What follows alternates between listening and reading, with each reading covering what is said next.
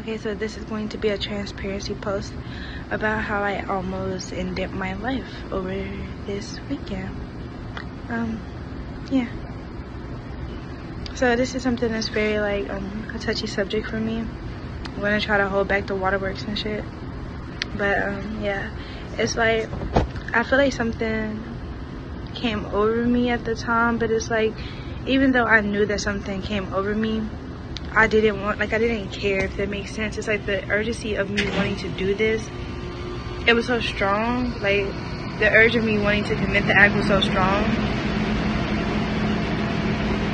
Yeah, I know I recorded like 3 different videos trying to get this shit out, and it's just like nothing wants me to get this out, but I'm gonna get this message out any fucking way. So yeah, like I basically was about to do it, and like for me the energy was so strong. I remember like just sitting in the kitchen area, and like I have a normal routine about like how I go about my day, how I decide to like get me and my children together, and I am a stay-at-home mom, so like I do deal with them like on a regular, and it's like at times I am a little de-associated from like, you know, like I'm pretty sure any parent knows what I'm saying when I say that, but like this particular day I was very like out of it.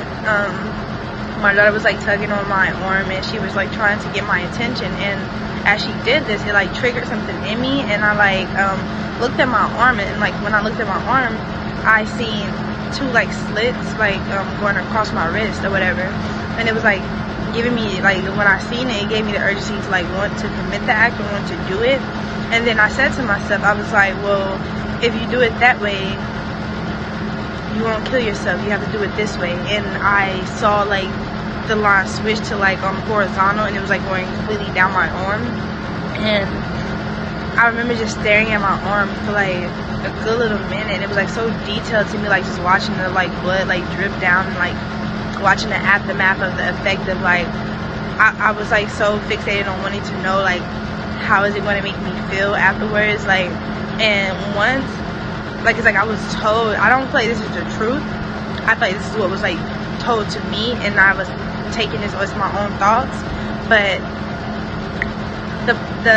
like whatever was talking to me was like convincing me that I would be at peace, that I would be happy, that me being there is greater than me being here, or is like me being there is what's going to end all of my sorrows and all of my pain and all of my money problems. It's like I knew that this was not my own thought, but at the same time the energy was so strong that I didn't care that it wasn't my own thought. I associated that energy with myself because of how much pain I did endure. So it was like I was telling myself like, no, you do feel like this, no, you are tired, no, you do want to leave, you do want to get the fuck off this planet, you know what I mean? It's like I was convincing myself of it. I was giving myself every reason to do it instead of every reason not to do it.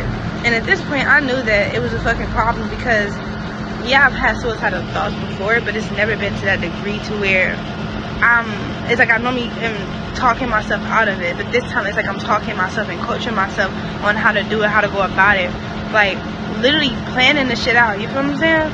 Planning it out. I was planning it out, you know, like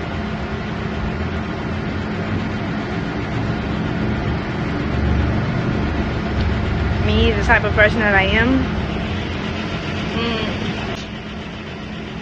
people wouldn't expect it from me, you know?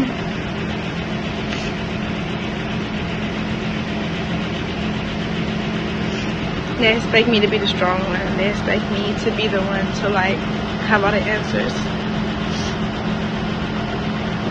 But I don't always have the answers, you know? I don't always have the answers.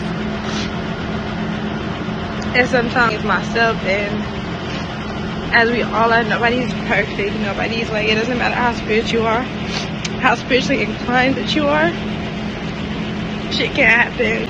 Shit does happen to the strongest of us. Spirit put that energy on me so heavy like that. They needed me to experience that. They needed me to go through that. They needed me to understand what it feels like to be at that point, to be at that breaking point, to where you don't care, to where you don't care about the consequences, you don't care about the children you're leaving behind, you don't care about the people that you're leaving behind who loves you, you know? And so yeah, it's like I ended up reaching out to someone because I was told to, like it's like almost like it was a higher source or like a higher power thought. Could have been my higher self, could have been my spirit guides, could have been God. But it's like I was being told to just reach out to somebody, like, don't allow that thought, don't allow what you just experienced to pass you and you not speak out about it, you not say anything. Because, kid you not, if I wouldn't have said nothing to him, there's no telling, like, it's really not, you know what I mean? I'm very appreciative that I listened to myself. I'm very appreciative that I listened to that thought and I did decide to like reach out to someone, you know? I reached out. I ended up making a post as well. It was made like a post, I deleted it, and then later it just was on me so heavy and I was like, Shani, make another one.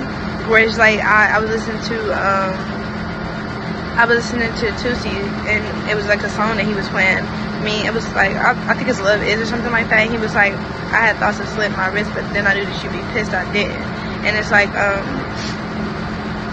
that like triggered me to, I just posted that lyric or whatever, but that alone, I feel like it ended up helping who it needed to help through them being able to see that I was battling this as well.